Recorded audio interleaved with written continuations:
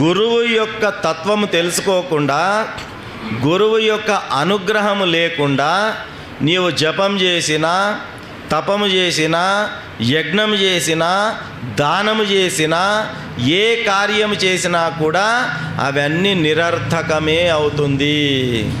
గురువు అవసరం లేదు, నాకు గురువు అనుగ్రహం అవసరం లేదు, నేను మంచిగా గొప్ప క్షేత్రానికి పోయి పెద్ద యజ్ఞం చేపిస్తా, నా సమస్యలన్నీ తీరుతాయంటే మనము మూర్ఖంగా వ్యవహరిస్తున్నామని అర్థం.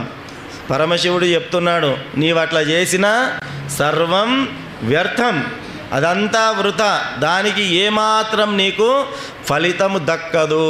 ఎందుకు ఫలితం దక్కదు?